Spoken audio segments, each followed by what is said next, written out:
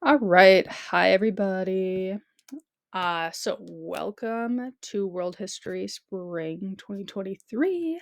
Yay, you're here. All right. So welcome back, or if you're here for the first time, welcome.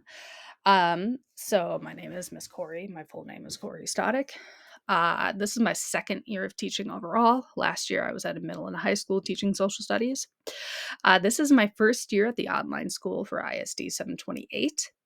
My background in education is all from the U of M Twin Cities. I have a Bachelor of Arts of History and Ancient History. I also have a Master's of Education and secondary teaching social studies, whatever. And then I have also a minor in Spanish studies. So I currently teach world history, history through film, and online 11th grade advisory. That's my favorite building on campus, by the way. Cool. All right. So I know this is like for those of you who had me for a semester, you're like, seriously, Miss Corey, are you going to make me watch this entire slideshow video for things I probably already know about? Yeah, I totally am. Sorry about that. But it's just a good refresher, just sit back, relax, go get like a soda or something. Just watch. So this is how my class works. Everything is fully online. It is completely asynchronous. We will never have like Google Meet meetings like as a class. You can set up Google Meet meetings with me if you really wanted to, but whatever. And we'll never meet in person. Schoology is the main page to get all of the assignments. Okay, like everything I do is on Schoology. I'll publish all the assignments for the week on Sunday nights, or if I'm ahead, I'll publish them sooner. Currently, we're on Unit 8, Week 1.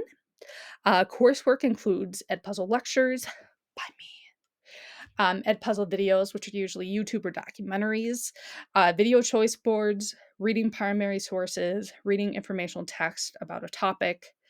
Um, I don't know if we're going to read the textbook. I mean, I get like the information from the textbook. I don't know. I've yet to assign you a textbook reading, but I won't put it out of the question if I do or not. Maybe I will. I don't know. All right. So you were working on, so here are the expectations. You are working on current assignments for any given week. Okay. You all, all of you have a period blocked off on your school schedule for my class. Okay. So there is no excuse for you not to get it done. Well, okay, maybe there's like a few, but there better be really good excuses. And you better tell me so I know, so I don't mark you absent. So you're going to do my classwork because literally you have a class period blocked out for me. If you are out sick or like you're on vacation for the entire week or you, I don't know, like have to go to like a funeral or something for the entire week, I guess, email me so I don't mark you absent and I can verify that with your homeschool because otherwise they never alert me if you're out or not. So I am not super picky when you how like what day specifically or what days you specifically complete my classwork within the week as long as it's within the week. I know a lot of you out there like to do those like Sunday night like mad rushes because I get like a rush of emails like every Sunday at starting at like 8 till like 1 a.m. um Probably not the smartest idea, but to be honest, sometimes I'm on there till like 1 a.m. making your stuff for the next week. So who am I to judge? Um, what I really, really suggest you do is that you do the one assignment per day, like I assign you. It'll keep your mental health way better in check. Whatever you choose, just keep a consistent schedule. Okay. I think that's one of the biggest downfalls is students like, we're like, oh, I'm going to do it all on Sunday night, and then you run out of time and it's due and now it's past due and maybe I knocked off points. Yeah. So anyway, what I'm trying to say is keep it consistent and make sure you get your stuff done. Each assignment I give you can be completed about 42 to 52 minute class period, right? Because that's what you have blocked off in my schedule, right? Is somewhere between a 42 and a 52-minute class period. So I literally see it as like this is class time. So if you're doing my 23 to 30-minute Edpuzzle lectures, it would be approximately the same amount of time if you were sitting in a classroom and as I was giving that lecture to you in person. So that's why I know a lot of you complain about the length of my Edpuzzles, but it would literally be what I would give you like if we were in an in-person class. I'll try to keep them a little shorter. I know some of them get a little long. So I take attendance each Monday for the week prior. So, for example, I take attendance on Monday, February 6th for the week of January 30th through February 3rd. Attendance is super simple. As long as you complete at least one assignment for me each week, you will be marked as present. But here's my warning, only doing one assignment for me a week will not make you pass my class. Um, Not even close. So if you fail to complete a minimum of one assignment for me that week, you will be marked absent, and I got to write a super fun email to not only you, but also your parents slash guardians and the assistant principal and your school counselor. Please don't make me do that. It's really not my best thing. Okay. Expectations. So assignments are due every Sunday at midnight unless I otherwise note. So example, U8-L0, which is what you're watching right now, is going to be due on Sunday, February 5th at midnight. Again, I suggest you don't do it like at 11 o'clock at night because you're never going to get this all done. Late work may be subject to getting points knocked off for being late. Exception would be like study guides, which would be due at the end of the unit. So, for example, U8-L1 is due on February 26th. Dang it, that happened to me last time.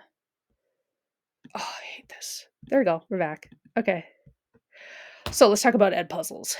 Because you were in my class last semester, you know I love ed puzzles. So those of you last semester, you probably hate me for my ed puzzles. I designed them to be about 23 to 30 minutes. But I try to keep it a little bit shorter more on the 23 side. Sorry for the two that were like super long. I see them as if I were going to give you a lecture in person and it'd take you that 52-minute class period. So why ed puzzles? The alternative would be me assigning you chapters to read in the book. And let's be honest, most of you would not read the chapters or just pick out the vocab words. Some would read the book though, so thank you for those who would. I can interact with you by asking you questions throughout the ed puzzle too, to see if like you're understanding stuff. I individually grade all ed puzzle answers that you type in. You probably think like, oh, they just automatically get graded. No, I look through every single one of them and I read every single word to make sure that it is at least an educated guess. And I can also monitor if you actually watched my videos or not. Yeah, it's a good tool. So more about ed puzzles. When watching my ed puzzles, answer the questions I ask you to the best of your abilities, aka just educated guesses, or if you know the answer, that's cool too. All questions I ask you will be in blue. All vocab words will be in red. I may tell you to answer a question on your study guide. If I do that, I usually say, write this answer or write the answer to this in your study guide. Make sure your ad blockers turned off when you're watching ed puzzles. That's like the number one mistake students will do. They'll be like, my ed puzzle doesn't pop up with questions. Okay, well, it's probably because your ad blocker is turned on. Turn it off when you're watching ed puzzles. It makes life so much easier. Especially if the questions don't pop up, because then you don't get like campus or not campus. Edpuzzle doesn't give a score to Schoology then, and then you don't get points for the assignments. Just make sure your ad blocker's turned off. Watch Edpuzzles all the way to the end until you see like the year done, and usually there's like a confetti cannon or something. Um, and if there's a submit option, submit it. If you don't watch them to the end, you don't get any points. Oh my gosh, what is it doing this today? There we go. All right, we're back. All right, so let's try out the Ed puzzle now. So tell me, what was your favorite picture book or a kid's book to read as a kid? All right. If the question I just asked you did not pop up on the side of this Ed puzzle video, then you need to turn off your ad blocker. Email me if you have any questions about doing that, by the way. If you did have the question pop up, you're good to go. Nice. All right. So if you are unable to complete classwork on time, email me to ask for an extension. Okay. I'm pretty like, as long as you like email me and be like, Miss Corey, I had a really like rough week. Can I have like 2-day extension? I don't think I've denied anyone that yet. So just ask me. That's all. If you're out for a week again, being sick, vacation, funeral, etc., email me because I don't know if you're out or not. Okay. Oh my gosh, what is up with this? Going crazy here. All right, so if you are failing my class at any point in the semester, I will email you demanding to set up a Google Meets with me.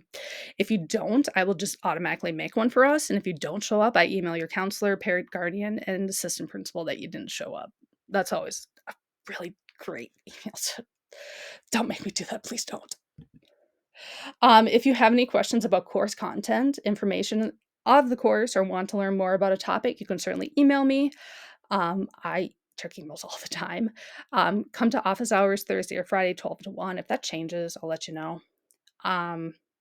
Link to that will be in the first section of our Schoology homepage for my office hours, and no appointment is required. Also, you can email me to set up an appointment. I'm cool with that too. Check emails every day, okay? I email frequently about things that are posted in upcoming assignments. Just check your emails every day, please. So this is how I lay out my course with units and lessons. So all assignments are labeled U and then like a number dash L and then like a number. The U stands for unit, the L stands for lesson. So example, unit 8 lesson 5 would turn into U8 dash L5. And that's how I do everything. You'll get used to it pretty quick if you haven't already. So units we're going to be covering this semester. So we're going to keep on going with Middle Ages Part 2. So exactly where we left off. If you were in my class last semester, I know not every one of you got to that point. If you're coming from me from a different teacher, which is fine. It's Middle Ages. It's just yeah, it's great. All right. There's also Unit 9, which is the Renaissance and Reformation. Unit 10, Mesoamerica. Unit 11, the Age of Exploration. Unit 12, French absolutism, Enlightenment, and Revolution. Unit 13 will be about imperialism and independence. And Unit 14 will be World War I and World War II. And that is, seriously, that's all we're going to get through. It's crazy. All right, other syllabus stuff. Yeah, this is just kind of like goals as a department that we want you guys to meet. Yeah, you can read that later. All right, other syllabus stuff. Grading scales. You probably are super familiar with this. Cool. Assignment points. So ed puzzles are worth 5 points. Study guides are worth 10. Other formative assignments are worth anywhere between 5 and 10. Formative projects are worth 20 or more. Depends what the project is.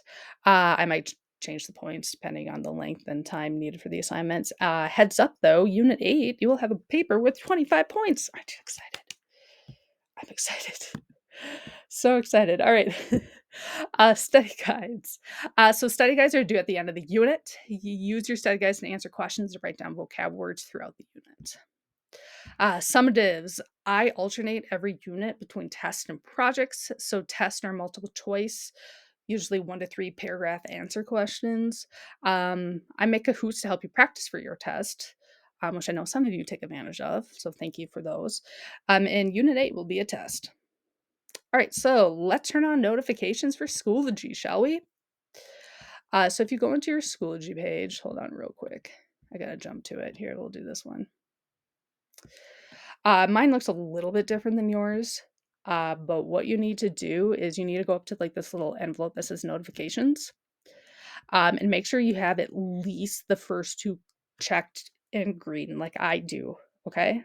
That way it will let you know when like things are posted. Cool. Yeah, that's all I had to say about that one. All right, going back. Where are we? There we are. All right. Next. No, next. Oh my gosh. There we go. All right, so let's take a look at our class page. I don't have anything on there at the moment because I still need to do all of your Unit 8 stuff at this point in time. Here, let's show the old class page because it's pretty much going to look the exact same. So here is my old class page from the first semester. Seriously, it's going to look pretty much the exact same, except for maybe the color scheme is going to be slightly different. But what we'll have is I'll have my information up here. If you want to sign up for meetings, click here. If you want to come to my office hours, the Google Meet link is here.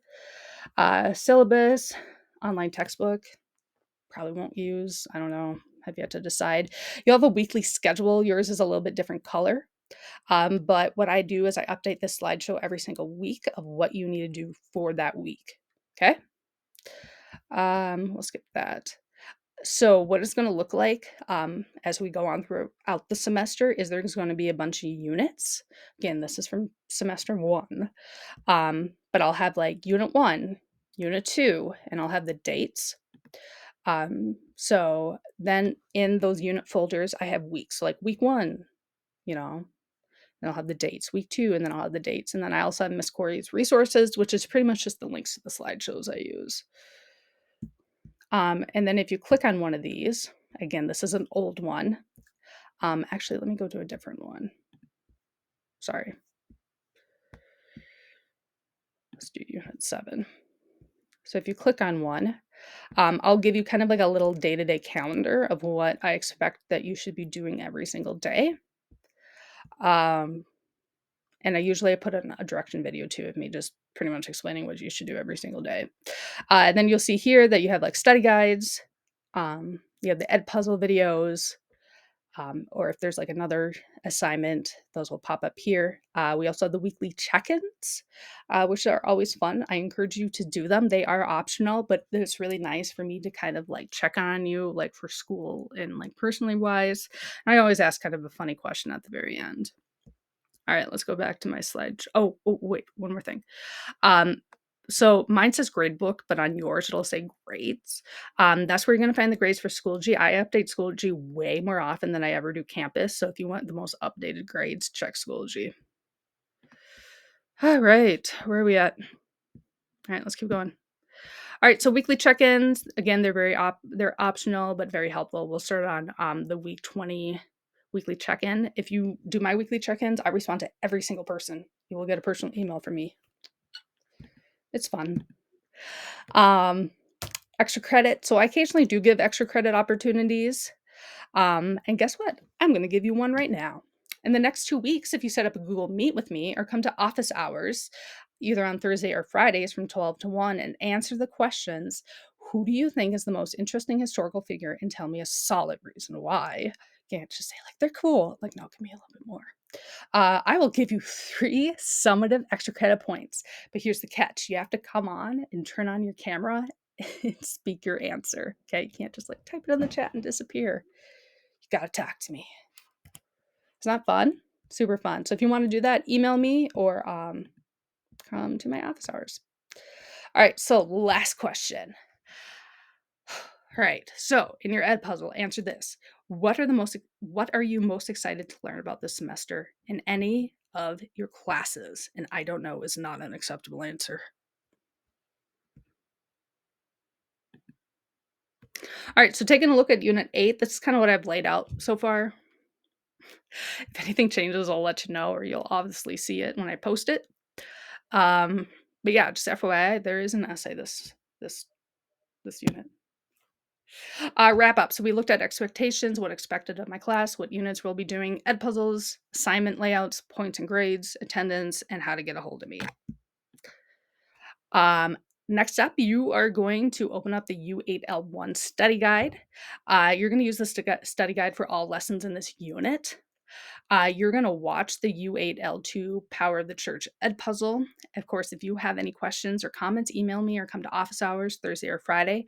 If you're wondering what my study guides look like, I'll show you real quick. Here, let's go to unit. Do I have anything in my Unit 8 one yet? Oh, I do have a few things. Okay, cool. So this is what the study guides typically look like. I'll have the study guide name, dates, due date. This one's due the 26th.